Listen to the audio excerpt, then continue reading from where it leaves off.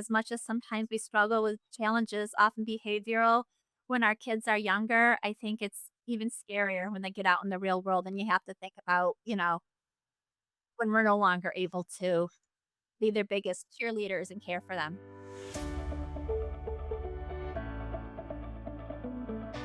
This is Enable, the Disability Podcast, where we'll share stories, experiences, support, resources, and more for people with disabilities and different abilities. We are at Enable Podcast on social media. My name is Jeff Herbert. And my name is Kurt Hauer. We're talking with Jean Leiker and Sandy Cittadino of the Central New York chapter of the Autism Society of America. Thank you for joining us.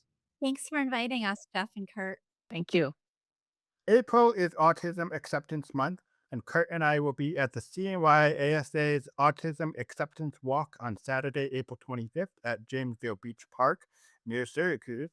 Jean, what can participants expect at the event? Well, I'd be lying if I said nice weather. The last couple of we have had awful weather, so surely we're due for a good beach day. It's funny because we typically, as you said, April is Autism Acceptance Month, and we typically try to host the event as late as possible in the month in hopes of having the nicest odds of good weather, but we have learned it does not always work that way.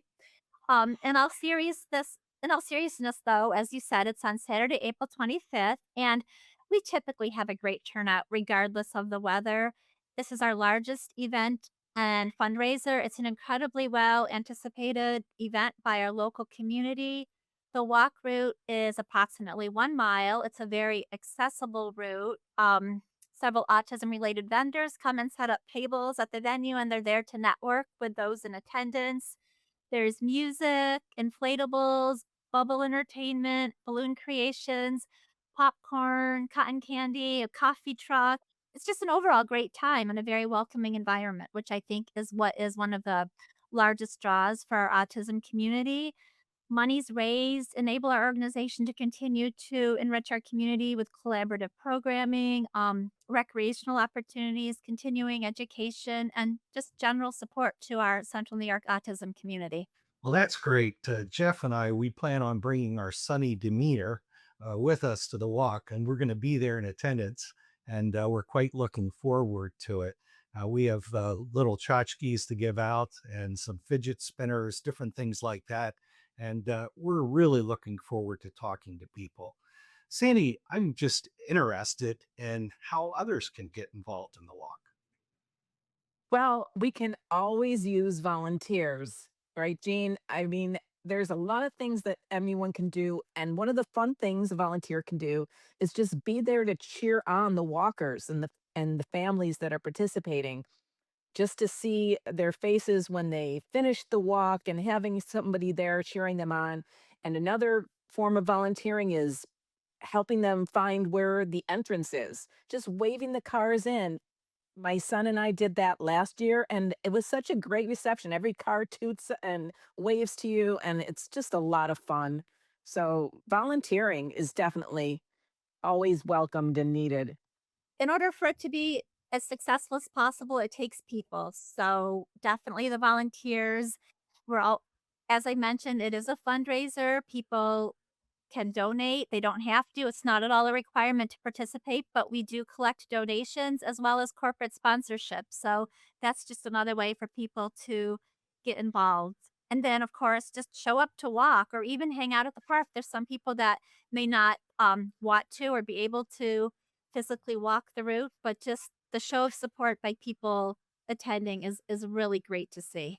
We'll include a link for people to donate in the episode description, as well as if they want to sign up and join. Sandy, you also mentioned your son, Joe, who is a friend of the podcast. He's appeared on this podcast early on, and both of you actually have children with autism. Jean, how about you start off? How does the Autism Society help families like yours? We really try to serve our community as being, I like to call it the go-to organization for our local autism families, providing information and referral services, programming, education, and general support. We have an online support forum where people it's really heartwarming and amazing to me to see over the years how willing people are to personally share their experiences with, with their own family members. Maybe they've experienced different challenges over the years, and they're very willing and forthcoming with information on tips and what may or may not have worked for their families. And it really helps other members that might be going through challenging times at any given moment to, feel like they're not alone, feel less isolated, and just, that they have the support of other families in the community. As just to say, as far as our current programs, we have parent support group, we have young adult recreational group, inclusive summer camp opportunities, training opportunities, and regular family recreational events. Yeah, sharing is a big part of what we do. And so many families don't feel like they're going it alone. And Sandy, what kind of challenges do you face as being a mom of an autistic child?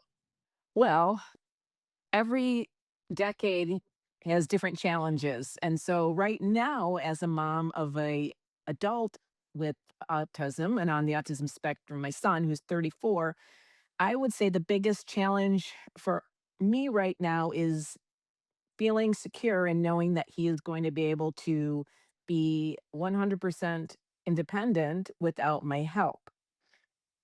A lot of great services out there for children and um, younger children, but sometimes when they get a little older, it kind of changes. And when my son is in that area, which I call the gray area, meaning that he is not needing he doesn't qualify for certain supports because he's high functioning, but yet he is not at a point where he is ready to be independent 100% on his own.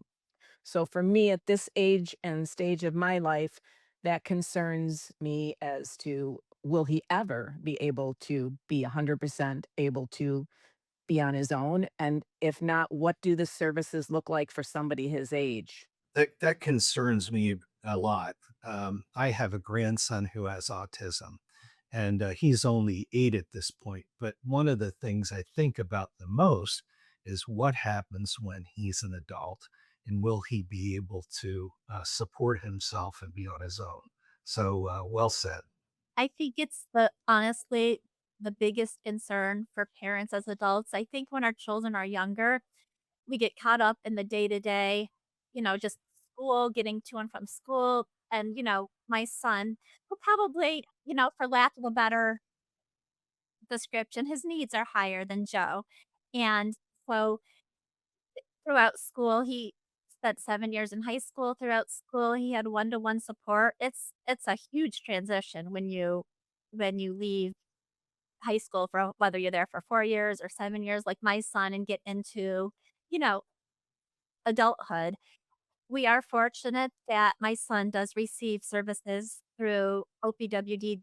He's in a self-directed program, so typically most days he is out and about with a mentor. I'm fortunate that he loves getting out and about in the community, but it's challenging. I joke around and say I feel like a cruise director sometimes because I try to find enriching, purposeful activities to fill his days because we all want our our loved ones to, find meaningful opportunities. So he fills his time with a lot of volunteer work and he participates in some rec programs. But I 100% agree with Sandy. As much as sometimes we struggle with challenges, often behavioral, when our kids are younger, I think it's even scarier when they get out in the real world and you have to think about, when we're no longer able to be their biggest, cheerleaders and care for them.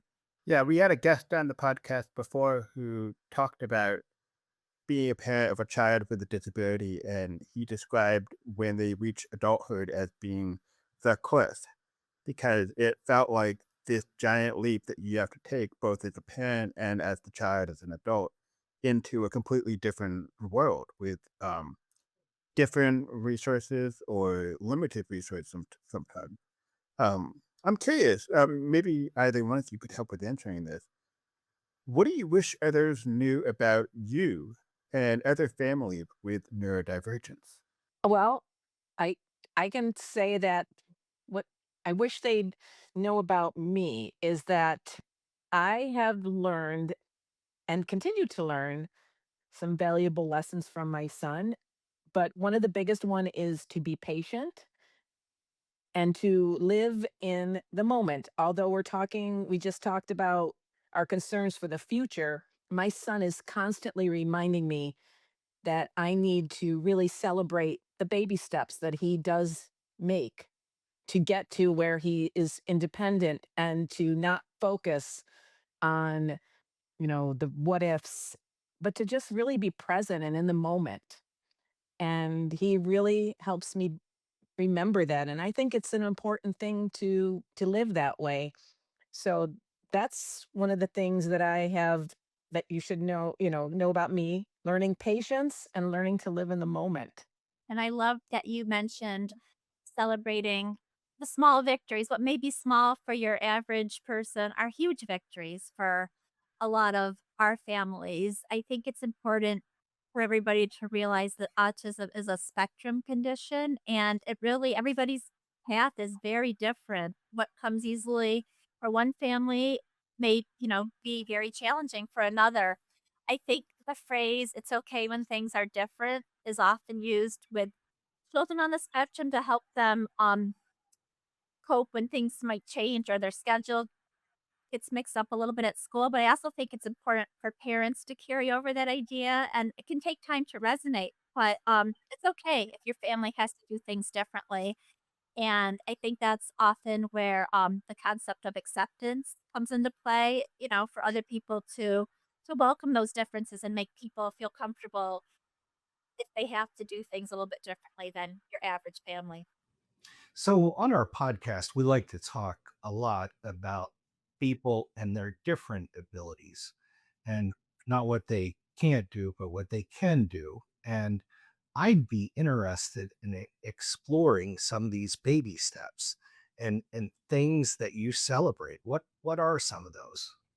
Well, I'm sure for Gene and I, they're all different, but where I'm at right now with Joe would be making sure his hygiene is in check every day. I mean, he, I am fortunate Joe can hold down a full-time job, but making sure he's uniforms are clean.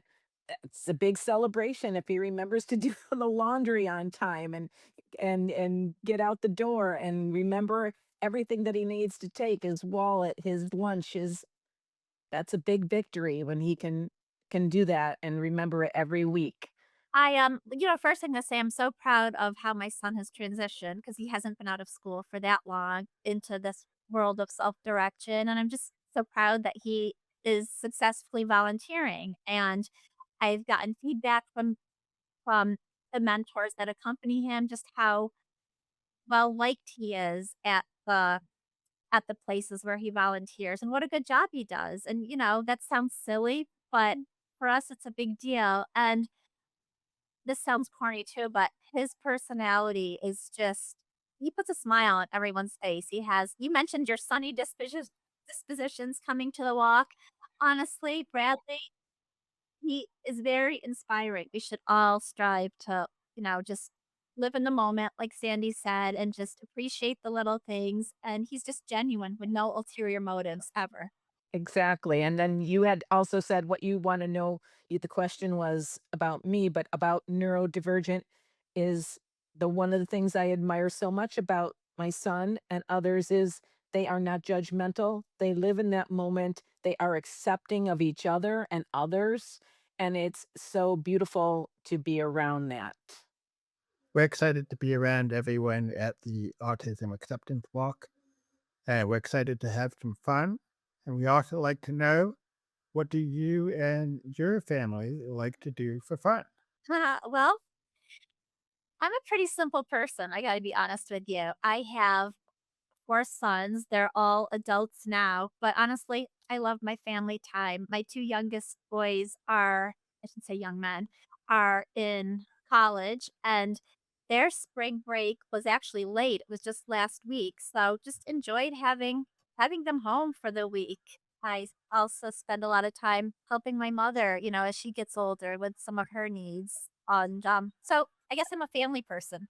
And for me, Joe has always been a history buff, so I have loved traveling and going to different places and forts and learning about history through my son, but also through the places that we've been to. So probably going to historical sites. We like to do that. Well, thank you for joining us. This has been very helpful and meaningful. And we'd like to know if you had any closing thoughts before we let you go. Throughout the years of my son's life, I have always gotten together with parents and we talk about our children. And the one common thread in my 34 years of being with Joe is they just want friends and they want to to have friendships and connections. That really has been the thread that I hear throughout their lives. I just want my son and daughter to have a friend or they want a friend. That seems to be a huge, huge piece that is what's in their hearts.